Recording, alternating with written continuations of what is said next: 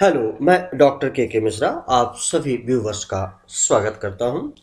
Hindi language और या व्याकरण के क्रम में आज मैं इस वीडियो ट्यूटोरियल में उपसर्ग की बात करूंगा। तो चलिए समझते हैं उपसर्ग क्या है और कैसे हम इसे पहचानेंगे। बहुत ही इजी है, इस पर भी क्वेश्चंस आते हैं।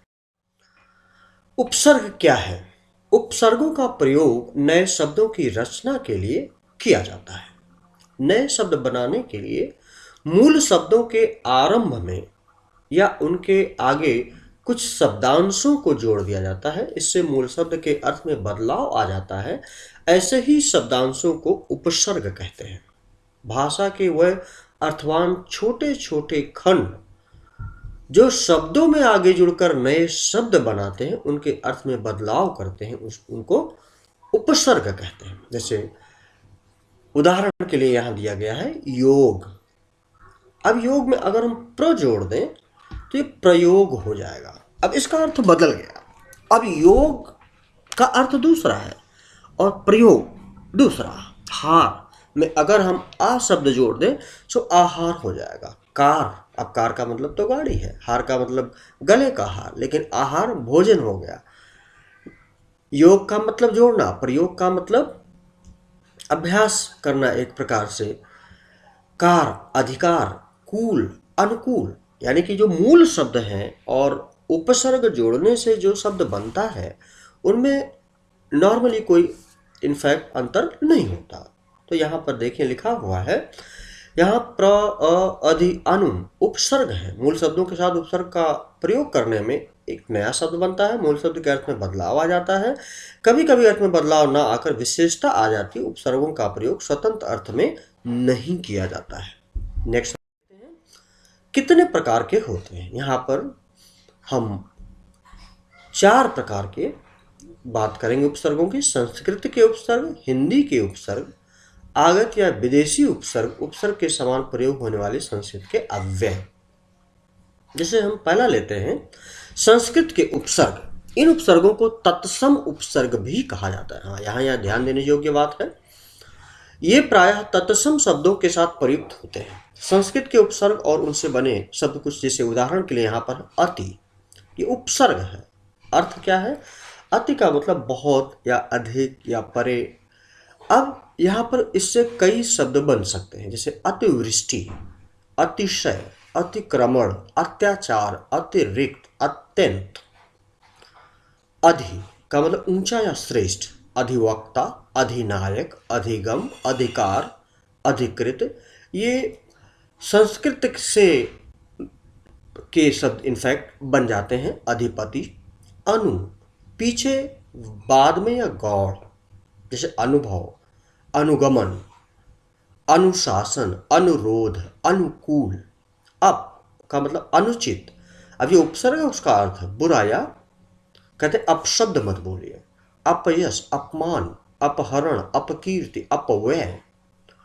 अभि सामने पास है चारों ओर, अभिमान, अभिशाप, अभिनव, अभिप्राय, अभियोग, ये विशेषता बताने के लिए भी किए जा सकते। अब और भी उपसर्ग हैं, जैसे औ।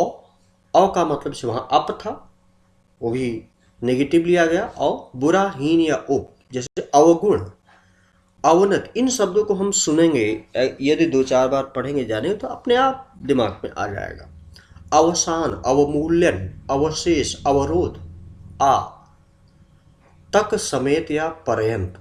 आ का मतलब से यावत या आ तक की को हम संदर्भित करने के लिए लेते हैं, जैसे आजन, आजीवन, यानी कि जीवन तक, आमरण, मरने तक, आगमन, आने तक, आवास, आरक्षण, उत श्रेष्ठ या ऊपर, जैसे अधि था। उन्नति, उन्नयन, उत्थान, उद्घाटन, उन्नायक, उच्छ्वास। उप निकट, समान या गौड़। उपवन, उपसर्ग, उपवास, उपहास, उपग्रह, उपयोग। दुष कठिन या बुरा, दुस्साहस, दुष्कर्म, दुष्कर, दुसाध्य। दुर कठिन या बुरा, इसका भी हम लेते हैं दुर्बल, दुर्दिन, दुर्योजन, दुर्जन, दुर्योग, दुर्विजय, दुर्भाग्य, दुर्लभ। निस निर या रहित के रूप में, नहीं के रूप में लेते, जैसे निष्काम, निश्चल, निष्पाप, निर्मम, निरपराध, निराहार। नि से समूह, आदेश या समीपता के लिए, जैसे निकटता के लिए, जैसे नियम, निबंध, निकेतन, निषेध, मतलब ये आदेशात्मक एक प्रकार से हुआ। परा, उल्टे, पीछे या विपरीत, जैसे पराजय, पराधीन, पराश्रयी, पराक्रम, पराकाष्ठा, पराभव। परि, चारों ओर, पूर्णतः या क्रम में, से परिधि, परिक्रम, पर्यावरण, परिवार, परिश्रम, परित्याग। प्र, आगे सामने या, जैसे प्रमाण, प्रचार, प्रहार, प्रहर, प्रसाद, प्रकांड, प्रवेश। प्रति, हर एक विरुद्ध, जैसे प्रतिशत, प्रत्येक, प्रतिकूल, प्रतिध्वनि, प्रत्याशा। वी, वियोग, विराम, विमल, विकार, विहार, विज्ञान, विशिष्ट, विशुद्ध। सम से हम लेकर समझ सकते हैं संयोग, अच्छा या सही, जैसे संन्यास। संपर्क, सम का मतलब ऊपर बिंदी वाला, संबंध, संचय, संयोग, संग्राम, सम्मुख। सु, सुफल, सुकर्म, सुदिन, सुपुत्र, स्वागत, सुपात्र, सुशिक्षित, सुलभ। तो इस तरीके से ये उपसर्ग हैं, उनके अर्थ हैं, और उनसे मिलकर के क्या शब्द बनेंगे उस देख रहे हैं। अब आते हैं हम कुछ हिंदी के उपसर्ग, जिसको कि हम समझने जानने की कोशिश करें। आ का मतलब यहां पर अभाव से या रहित से है। अथाह, अछूत, अजान, असार। अन, निषेध या अभाव, अनजान, अनपढ़, अनभल, अनचाहा, अनमना। अध, आधा से है। अधपका, अध जला, अध मरा, अध खिला। ये हिंदी के उपसर्ग है। औ, हीन या बुरा, अवघट, औजार, अवगुण। उन, एक कम में। 29, उनका मतलब एक कम। अब ये देखिए, ये जानने की जरूरत है। उनका मतलब एक कम। 29, 49, 59, 69, यानी 70 से एक कम। क या कु, बुरा, कपूत, कुल्टा, कुकर्म, कुफल। चौ, चार से है। चौराहा, चौमासा, चौपाटी, चौतरफा। यहाँ पर चौ का अर्थ चार होगा, जैसे उनका अर्थ है कम। दु, रहित या दो, दुबला, दुगना, दुविधा, दुकुल। नि, रहित। निकम्मा, निडर, निहत्था। बिन, बिना, बिन बात, बिन खाए, बिन ब्याहा, बिन कहे, इत्यादि सब। अरबी, फारसी इत्यादि, जैसे अल, निश्चित या निश्चित, अलगस्त, अलगरज, अलसुबह, अलगस्त, एन। अब ये विदेशी में ठीक, एन वक्त, एन मौके। कम, थोड़ा, कमतर, कम उम्र, कम अक्ल।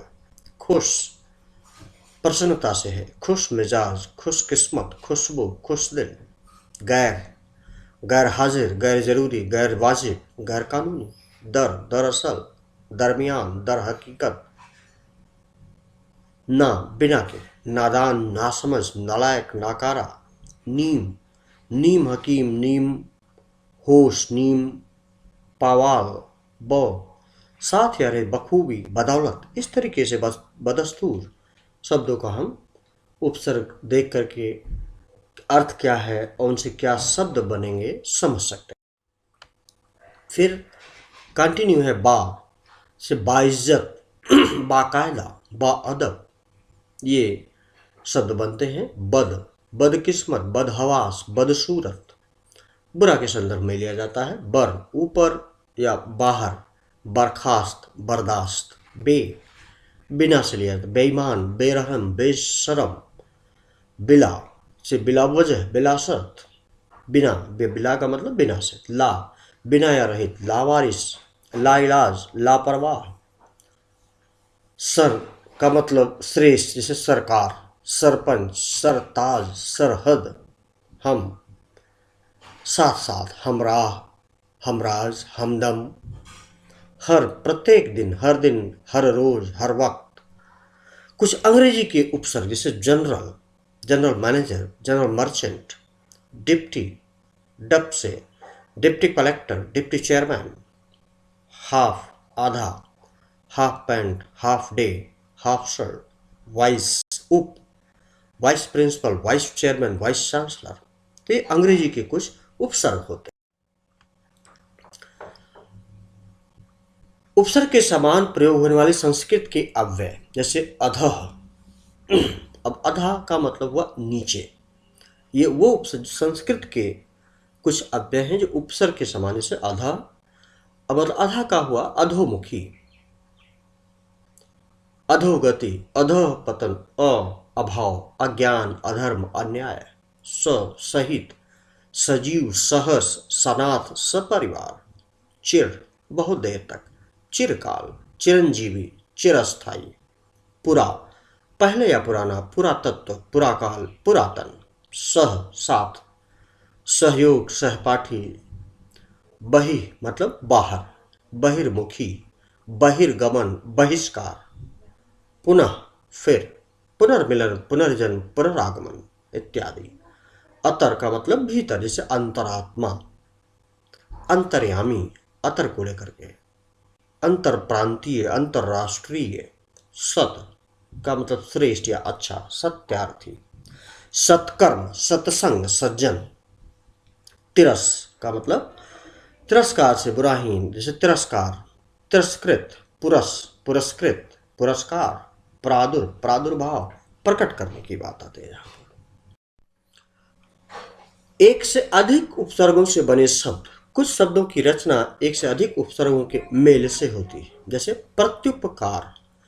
अब यहां पर कई उपसर्ग हैं, प्रति प्लस उप प्लस कार, कार तो मेन शब्द हुआ, प्रति और उप ये इस दो उपसर्ग यहां बने हुए हैं, जैसे परोपकार, पर प्लस उप प्लस कार, स्वावलंबन, स्व प्लस अ प्लस लंबन, अव्यवस्था, अ प्लस वी प्लस अ प्लस स्था, समाचार, सम प्लस आ प्लस चार, दुर्व्यवहार, दुर प्लस वी प्लस आ प्लस हार, पर्यावरण, परि प्लस आ प्लस वर्ण, पर्यावरण। तो इस तरीके से हम उपसर्ग क्या होते हैं और कैसे बनते हैं, उनका अर्थ क्या है, और जो उपसर्ग जिस शब्द से लगते हैं उस शब्द से कैसे भिन्न अर्थ भी दे सकते हैं, ये हमने समझा।